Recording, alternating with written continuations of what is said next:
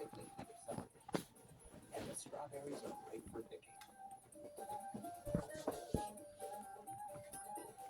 We get this. Today's Turkish culture is shaped by a complicated history. Ancient Greece and then Rome from the west swept in and established a culture that led to the Byzantine Empire.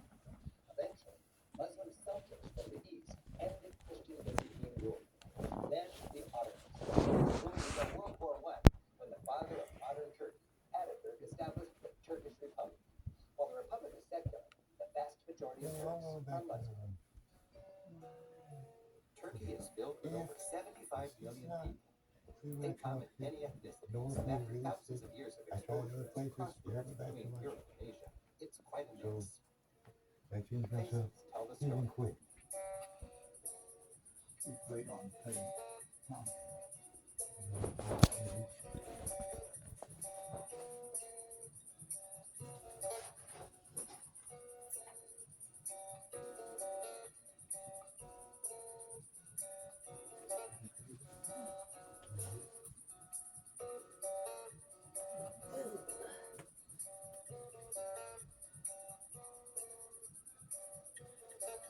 The landscapes of this vast country are as diverse as the people it supports. Distances are long, traffic is sparse, and the roads are great.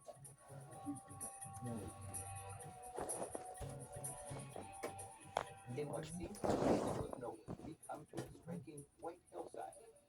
This marks the ancient city, spa, and metropolis of Herodotus. In Roman times, the Christian Trail came here to spend their last years and to die. We approach today, as visitors always have, walking through the evocative tombs, then passing under an imposing Roman gate where a grand boulevard leads you to the mineral springs, famous since ancient times for its curative waters and tranquility.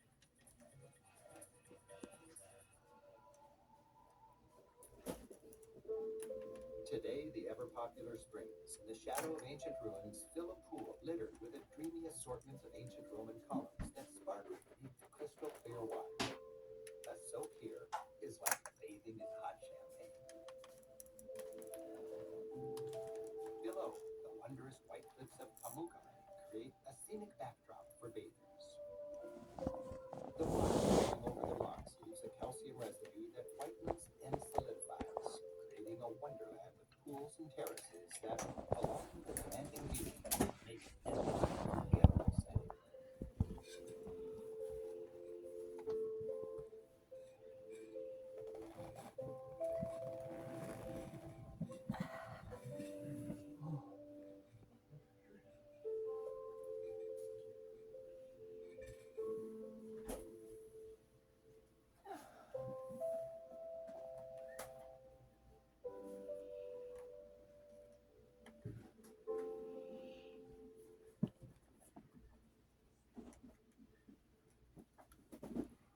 Turkey fills the Anatolian Peninsula, and Anatolia is peppered with remnants of civilizations long gone. And around here, important sites are constantly being unearthed. Aphrodisias is a relatively recent excavation. The more they dig, the more many archaeologists believe that Anatolia, rather than Mesopotamia further to the east, is the cradle of our civilization. While this site goes back much further, what we see today is ancient Roman, only about 2,000 years old.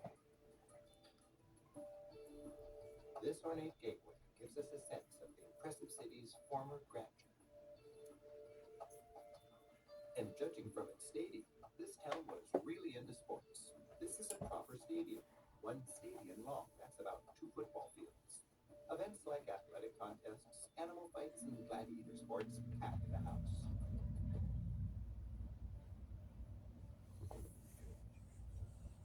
On the road to Konya, we drive deep into the Taurus Mountains. Get off the main road. Any little town will have the local equivalent of a pizza joint. It's dinner time. That's our plan. When you drop into a place that rarely sees a tourist, you're likely to enjoy a particularly warm welcome. A Turkish pizza is called pita, and that's what's cooked. Hoş bulduk. Neyiniz var acaba? Kuşbaşılı, Sliced meat, kıymalı, minced meat, kaşarlı cheese, ve yumurtalı and eggs. birkaç yığımız var. He can either make plain ones or a combination of these ingredients.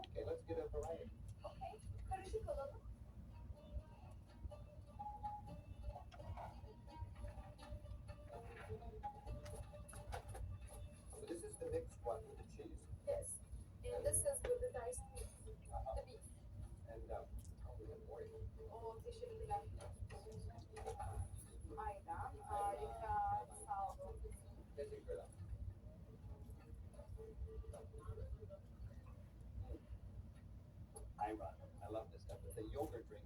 It's healthy, it's cheap, it's a fun part of the pita culture.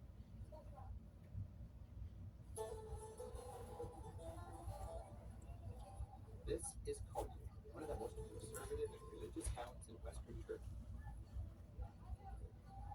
For many Turks, this town's a bit too orthodox, but I'm looking for all sides of Turkey, and Konya is a fascinating stop. This city of 1 million people is one of the oldest in the world, with known settlements dating back 8,000 years. The city has an illustrious history. Back in the 1st century, when Konya was called Iconium, the Apostle Paul visited several times. And during its heyday in the 13th century, Konya was the capital of the Muslim Seljuk Empire.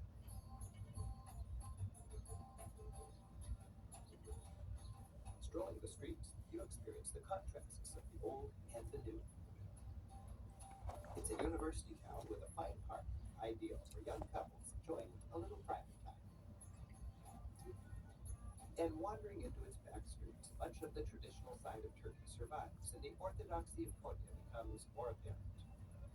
For instance, nearly all women wear scarves. The huge produce hall is busy, people picking fruits and vegetables. In the hubbub of crowded streets, browsing can be endlessly entertaining. Boys with trays of tea and chai scurry from shop to shop. Remember, travelers have a richer experience when they make a point to connect. Drink some tea. The barber shop is still a great way to catch up on all the gossip. The finale, spanking in the flame, leaving you smooth as you've ever been. And poking into unusual shops, you'll be surprised at what you may learn. Turns out this place is a one-stop shop for shepherds. So I'm a shepherd, sitting here in the element. Lunchbox. My backpack. I have done the food. Perfect. Do you take care first? Debit card holder. Okay. It's a good deal. Konya is the home of Mevlana, also known as Rumi, a 13th century Muslim philosopher who preached a message of love. How do they His climb tomb is up the focus there? of many pilgrims visiting from throughout Islam. Are we talking after the building is built Under beautiful or domes, building the tombs of building itself? Mevlana, his family, and earliest followers are venerated. Pondering the tomb of their great teacher, pilgrims remember Do his they have message, ladders? focused on connecting the powerful love of They have God ladders. with us on earth. Mevlana said, I looked for God in all the temples, Look mosques, how and high churches, it is. and found them in my heart. Just enjoy it, Mom. The adjacent museum Enjoy explains it. Mevlana's teaching with a display of sayings and writings, books of poetry, sword carvings. Mevlana attempted to distill the message of Islam into a pure and simple cultural class. His teaching was a mystical interpretation of mainstream Islam, and his followers, called dervishes, dedicated their lives to living out that Mevlana or Rumi philosophy.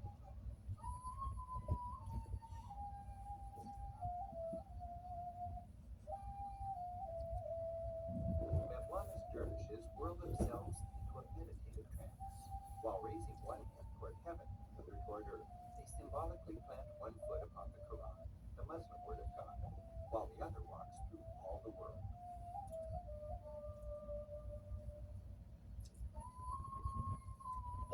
His eyes are closed. No One wonder. hand rises up, as if to accept the love of God. The other goes palm down, showering the love of our Creator on all humanity. As he whirls, the dervish transcends our material world, becoming a conduit between the love of God and his creation. Wherever you travel in Turkey, you'll find opportunities to witness this mesmerizing form of prayer. It's a good example of the many facets of Islam, a powerful religion that perhaps we can take the initiative to better understand. Snowcat Mountain, small forest, white sand beach. Well, how big is the island? Have dedicated their lives It ain't that to living big. out that Mevlana or You Rumi got the philosophy. beach, you got a town, you got like a forest going up the mountain and snow on the top. Okay. Uh-oh.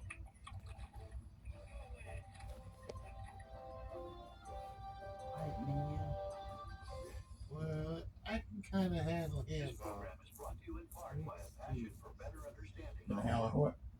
I can kind of handle Rick Steves. brings the world to us in a way that educates, What about you? engages, and inspires. Mm-mm. Like You travel like itself, Rick it Steves can enrich our lives programs with you the present? best possible Yeah. souvenir, a broader perspective. And by I'm still digging out all that food stuff I tried to look at yesterday. Gee. Mom, you should have seen the food stuff that I tried to look at yesterday. How they grow and harvest the food and then process it to get it ready for the table. You're watching my station, KLRN. I'm still wondering about them ostriches that I saw. They have, you know, they have chicken I farms. don't think I want to collect them eggs. They might not want you to have the eggs. That's true. So you know they're gonna get at you. Some chickens that get at you, you know, when they come around town and they want to lay eggs and sit on them. You know, they hatch them. Yeah, They'll chase you.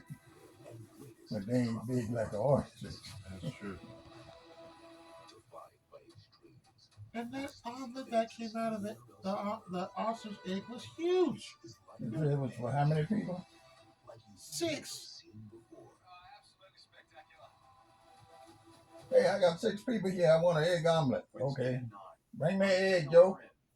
He bring you one egg and all y'all eat.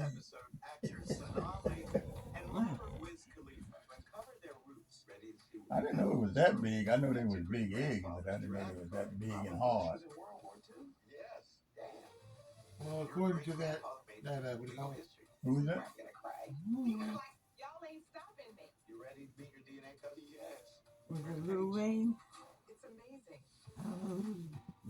Is that Sonny on one of them talk programs?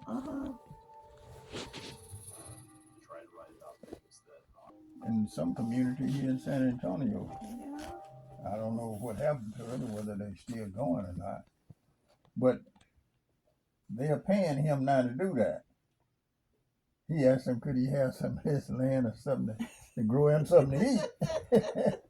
And he started growing, and then they said, make this, and then they started paying him, and they got I guess it's something like a homeless shelter or something close by, and he grew for them, and they paying. And that's where you enjoy, you have fun getting paid for what you like to do. And he got a good green thumb because he's got all that stuff jammed up together and it's growing.